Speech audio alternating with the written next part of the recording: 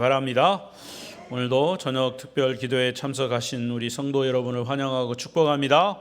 옆 사람과 인사하십시다. 오늘도 만나서 반갑습니다. 잘 오셨습니다. 은혜 많이 받으세요.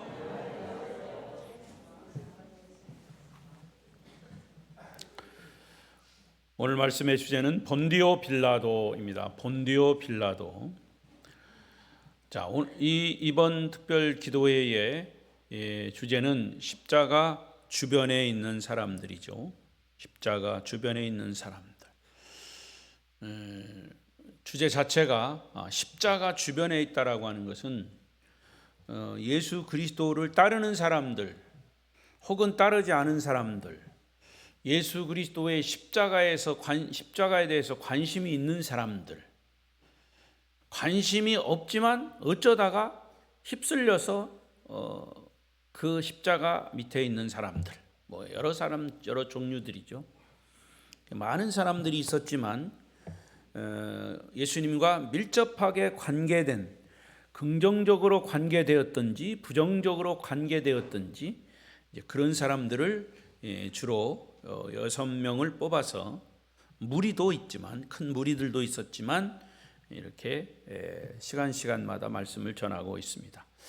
처음에 제가 말씀드린 것처럼 십자가 주변에 있는 사람들, 저나 여러분이나 십자가 주변에 있는 사람들이에요. 그러면 내 이름이 여기에 올라간다면 나는 어떤 종류의 사람일까? 어떤 종류의 믿음의 사람일까? 이거를 한번 진단해 보라 그 말이에요. 자, 오늘은 본디오 빌라도입니다. 십자가 주변에 있는 사람들 중에 예수님이 십자가를 지시는데 아주 결정적인 역할을 한 사람을 꼽으라면 역시 예수님을 재판한 본디오 빌라도입니다. 소위 빌라도 총독이죠. 그는 세계 역사적으로도 지금까지 교회 성도들이 고백하고 있는 사도신경 가운데 본디오 빌라도에게 고난을 받았사, 본디오 빌라도에게 고난을 받았사, 본디오 빌라도에게 고난을 받았사. 우리 교회 같은 경우는 새벽마다 그래요. 새벽마다 사도신경 할 때마다 하잖아요. 본디오 빌라도에게 고난을 받았사. 아마도 예수님의 십자가를 말할 때 2000년의 역사가 지났음에도 불구하고 제일 많이 이름이 불려지고 있는 유명해진 사람이 본디오 빌라도일 겁니다. 그는 오늘 본문에 마태복음 27장 19절 22절에서 재판관으로 예수님에 대한 판결을 내리면서 많은 고뇌의 시간이 있었음을 우리는 알 수 있습니다. 자, 읽어볼까요? 다시 한번 시작. 총독이 재판석에 앉았을 때 그의 아내가 사람을 보내어 이르되 저런 사람에게 아무 상관도 하지 마옵소서. 오늘 꿈에 내가 그 사람으로 인하여 애를 많이 태웠나이다 하더라. 대제사장들과 장로들이 무리를 권하여 바라바를 달라 하게 하고 예수를 죽이자 하게 하였더니 총독이 대답하여 이르되 둘 중에 누구를 너희에게 놓아주기를 원하느냐? 이르되 바라바로서이다. 빌라도가 이르되 그러면 그리스도라 하는 예수를 내가 어떻게 하랴? 그들이 다 이르되 십자가에 못 박혀야 하겠나이다. 본문을 또 읽었어요. 빌라도 총독은 예수님이 죄가 없다는 것을 분명히 알고 있습니다. 어떤 증인이 와서 증언을 해도 그 증언에 합당하지 않아요. 그 증언, 어떤 증언이 되었든지 예수는 죄가 없는 것이 분명합니다. 자, 예수님이 죄가 없으시다는 것을 오늘 본문에서 두 가지 면에서 증거하고 있는데, 하나는 빌라도 자신의 양심입니다. 재판관인 빌라도 자신의 양심. 자, 마태복음 28장 18절은 이렇게 얘기하고 있습니다. 시작. 예수께서 나와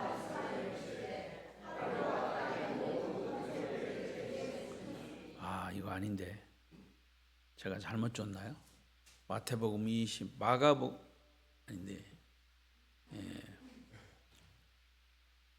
하여튼 이게 아니고 이는 그가 그들의 시기로 예수를 넘겨준 줄 알미더라.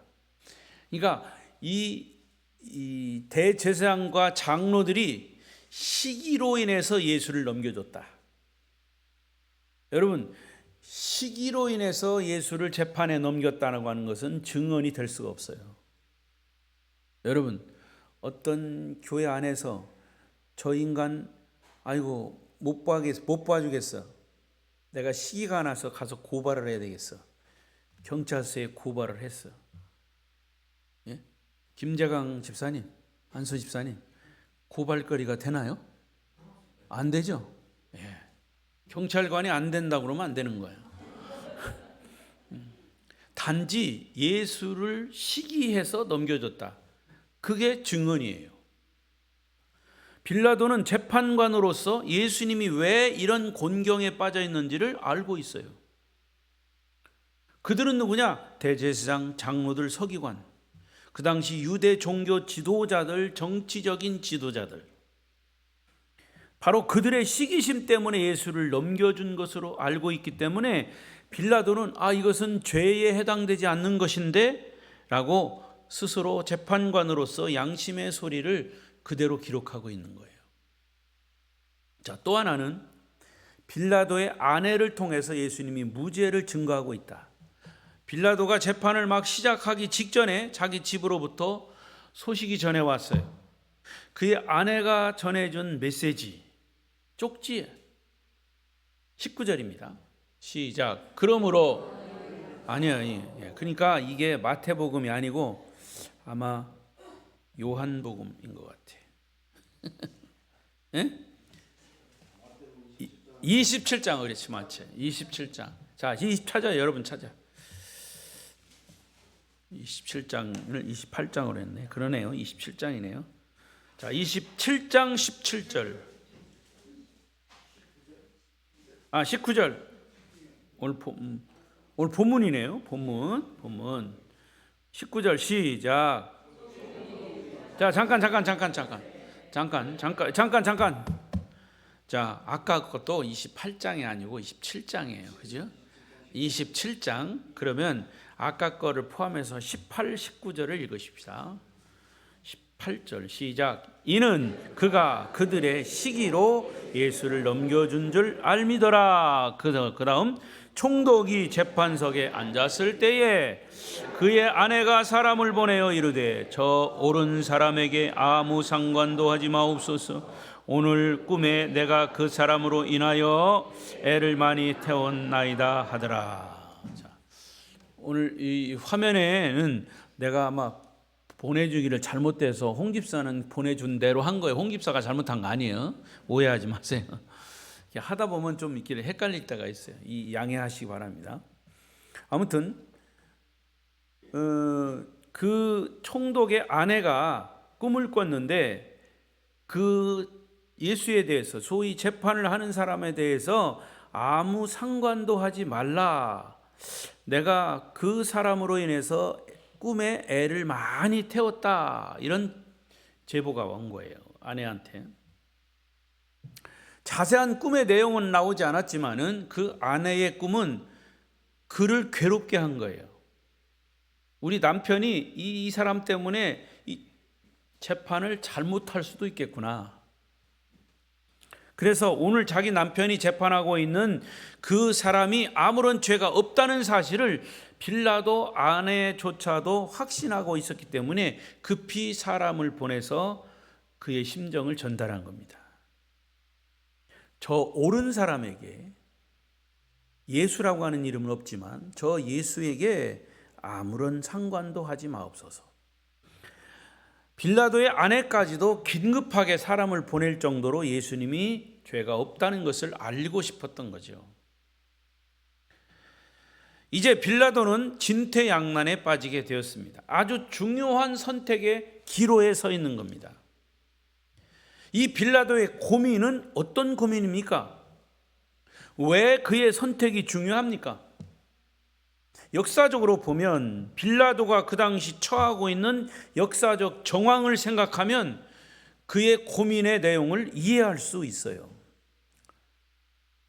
원래 성경에는 이런 얘기 없지만 그 배경이 나와요. 로마의 역사를 보면 배경이 나오요. 본래 로마의 상류 계급 출신의 사람이 아닙니다. 빌라도 총독은 중류 계급 출신이에요. 그러다가 그는 로마의 상류층 황실 쪽에 속한 여인과 친분 관계를 맺게 되죠. 그래서 그 아내 이름이 뭐냐? 클라우디아 프로큘라라고 하는 것이 그 빌라도 총독의 아내예요. 클라우디아 프로큘라. 이 여자는 누구냐? 티베리우스 로마 황제의 세 번째 아내인 클라우디아의 딸이야. 복잡하죠? 아무튼 황제와 연관이 된, 로마 황제와 연관이 된 친속이란 말이에요. 친족. 그러니까 굉장히 이 높은 지위예요. 그러니까 이 빌라도 총독은 어찌어찌 하다가 황제의 후손과 결혼을 해버린 거예요. 그러니까 총독까지 된 거죠.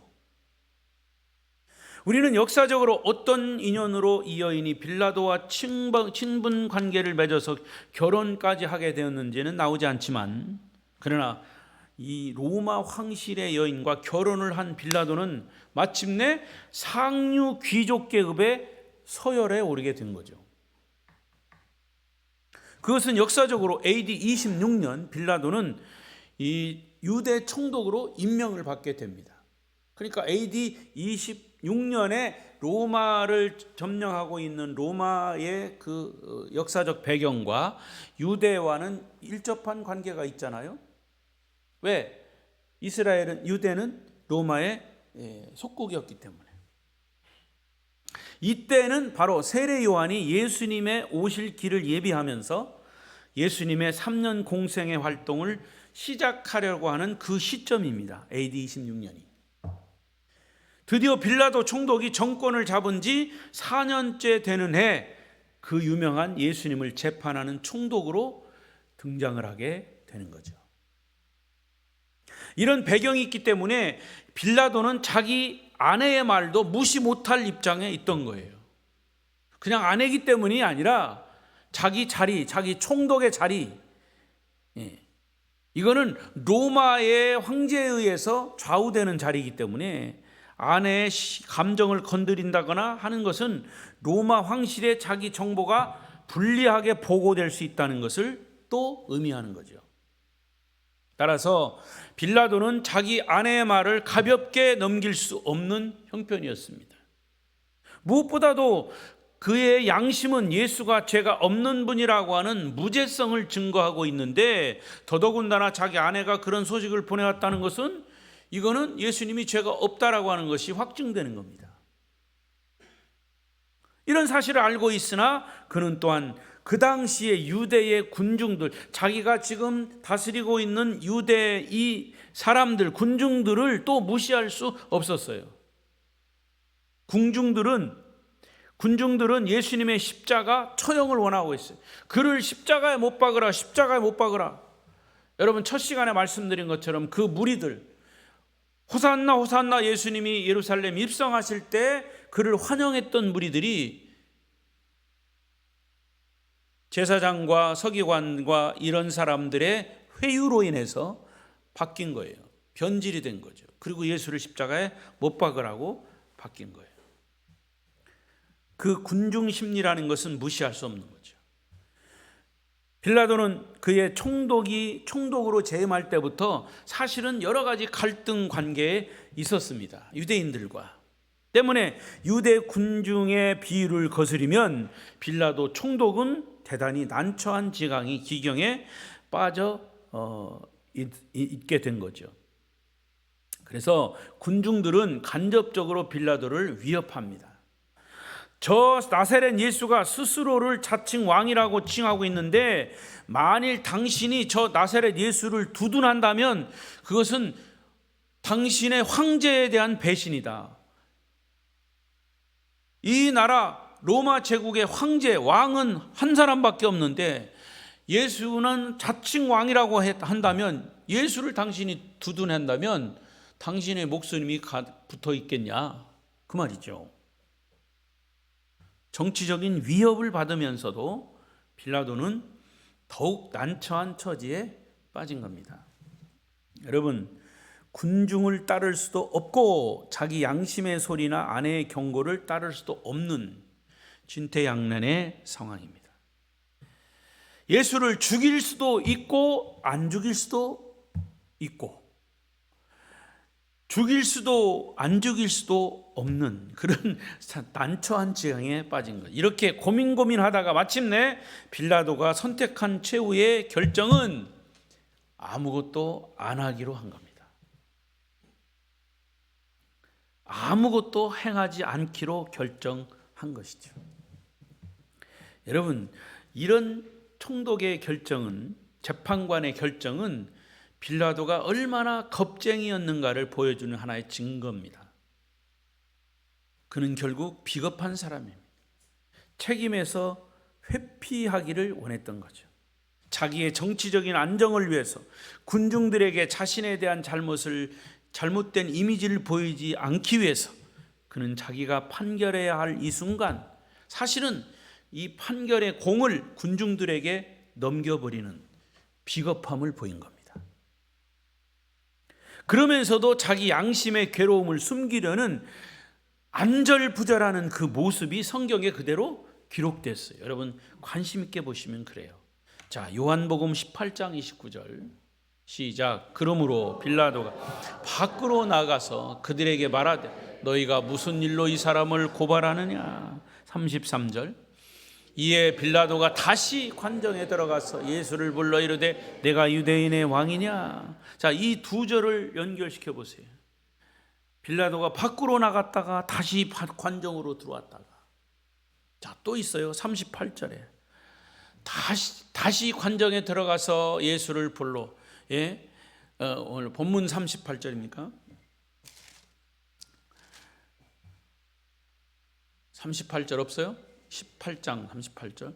다시 유대인들에게 나가서, 요한복음이에요, 군중들에게 왔다 갔다 하면서 어떤 결정을 내리지도 못하는 빌라도 총독의 모습. 자, 또 있어요. 요한복음 19장 4절 시작. 빌라도가 다시 밖에 나가 말하되 보라, 이 사람을 데리고 너희에게 나오나니 이는 내가 그에게서 아무 죄도 찾지 못한 것을 너희로 알리하려 함이로다.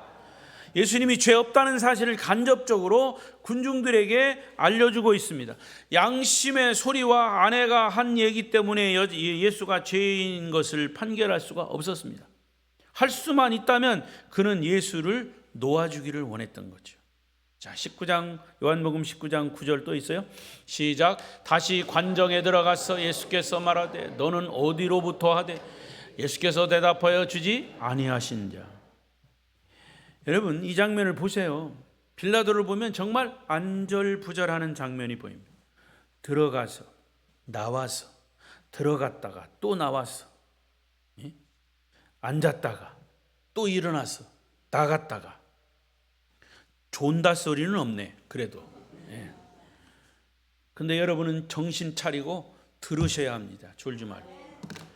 그야말로 예수님의 판결을 둘러싸고 빌라도의 양심이 얼마나 찔림을 받고 어쩔 줄 모르고 당황하고 있는가를 성경의 기록을 통해서 생생하게 보여주고 있는 거죠. 결국 빌라도는 이 판결에 자기가 관여해서는 안 된다고 하는 생각을 하기 시작합니다. 하지만 역사적인 정황은 이 사람이 판결을 하지 않으면 안 될 그런 상황으로 몰아가고 있습니다. 판결을 해야 할 사람이, 재판을 해야 할 사람이 판결을 해야죠. 여러분, 사람을 죽이는 판결은 그 당시에는 총독에게만 권한이 있어요. 때문에 그는 결국 마지막 판결의 자리에 서게 되는데, 그런 최후의 판결은 자기가 판결하지 않고 비겁하게 군중들에게 판결권을 넘겨버리는 비겁함을 보이고 있다는 얘기죠. 이 역사적인 자리에서 사실은 벗어나고 싶었던 겁니다. 그래서 그는 아무것도 안 하기로 결정해요. 바라바를 놓아주셔서 예수를 십자가에 못 박으셔서 이렇게 막 외칠 때 뭐라고 했냐? 그러면 너희들 마음대로 해라. 너희들 마음대로 해라. 마침내 그는 자기 손을 대야에 넣고 손을 씻으면서 말합니다. 나는 이 무죄한 피에 대해서 책임이 없다. 빌라도의 말이에요. 여러분, 과연 그런 빌라도가 책임이 없다고 하면 없어지는 겁니까? 우리는 예수님의 이 재판을 맡았던 한 사람의 인간 빌라도의 고민을 한편으로는 이해할 수 있지만, 그러나 그는 결국 역사적 책임에서 발뺌을 하기 위한 비겁한 자의 자리에 서고 말았던 거죠.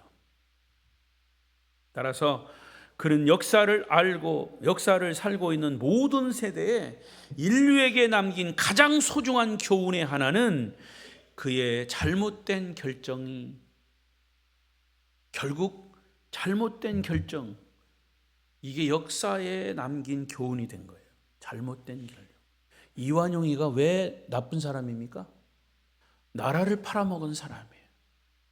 우리 이 한국의 인류 역사에 이완용 하면 나라 팔아먹은 놈 나와 있어요. 이순신 장군 어떤 사람으로 나와 있습니까? 굴곡이 있었지만 나라를 지킨, 일본으로부터 지킨 위대한 장수로 나와 있어요. 역사는 그렇게 말하고 있는 거예요. 기독교의 역사에서 이 본디오 빌라도가 잘못 재판한 것 때문에 예수가 십자가에 못 박혀 죽은 거죠. 여러분, 내가 그리스도라 하는 예수를 어떻게 할 것인가? 그의 잘못된 결정은 아무것도 안 하기로 결정한 것인데, 내가 그리스도라 하는 예수를 어떻게 할 것인가? 빌라도의 질문이에요. 이 물음 앞에 아무것도 안 하기로 결정한 거예요. 그의 결정은 비겁한 결정이죠. 반면에 빌라도에게 재판을 받으시는 예수님은 어땠습니까? 예수님이 우리에게 주는 교훈이 무엇입니까? 예수님은 십자가를 스스로 선택하신 결정을 하셨어요. 예수님은 역사적 정황에서 우리의 죄, 인류의 죄를 짊어지고 얼마든지 십자가를 거절할 수 있었음에도 불구하고 십자가를 스스로 선택하셨습니다. 빌라도에게 침묵으로 응수하시는 예수님, 결코 자기를 변호하지 않으셨어요. 필요하다면 이 상황에서도 예수님은 얼마든지 빠져나갈 수 있는 기회가 있었죠. 그러나 예수님은 전 인류를 위해서 모든 인간들이 해결할 수 없는 죄의 문제를 친히 해결하기 위해서 기꺼이 십자가를 선택하셨습니다. 여기서 우리는 예수님의 선택과 본디오 빌라도의 선택이 얼마나 대조적인가를 알 수가 있죠. 결국 하나님의 마지막 정죄의 대상인 사람들은 아무것도 안 한 사람들이에요. 여러분, 누가 지옥 가는 겁니까? 누가 지옥 갈까요? 아무것도 안 하는 사람이 지옥 가는 거예요. 예수님에 대해서 아무것도 결정하지 않은 사람들이 지옥 가는 거예요. 우리는 스스로에게 질문하고 스스로에게 대답해야 합니다. 그리스도라 하는 예수를 어떻게 할 것인가? 당신은 그리스도라 하는 예수를 어떻게 할 것인가? 이 세상을 살아가는 모든 사람들은 그들의 생애에서 한 번씩 꼭 이 질문 앞에 부딪히게 됩니다. 나는 예수를 어떻게 할 것인가? 나를 위해 죽었고 나를 위해 부활했다고 증거되고 있는 나사렛 사람 예수 그리스도를 나는 어떻게 할 것인가? 그런데 여러분, 놀라운 것은 오늘날 많은 사람들, 빌라도의 후예들은 빌라도처럼 예수를 보고 아무 일도 하지 않습니다. 그 말은 예수에게 관심조차도 없습니다.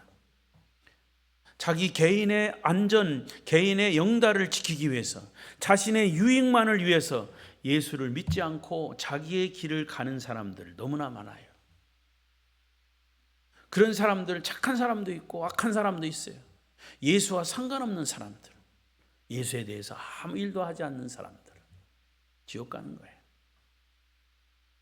결국 그들은 영생을 잃고 영원히 멸망하는 겁니다. 하나님의 심판과 진노를 피할 수가 없는 것이죠. 빌라도 앞에 있던 십자가는 빌라도 자신에게뿐 아니라 빌라도의 뒤를 따르는 모든 사람들에게 중요한 도전을 주고 있습니다. 십자가 앞에서 우리는 아무것도 안 하는 것이 아니라 그 십자가를 꼭 선택해야만 한다는 도전입니다.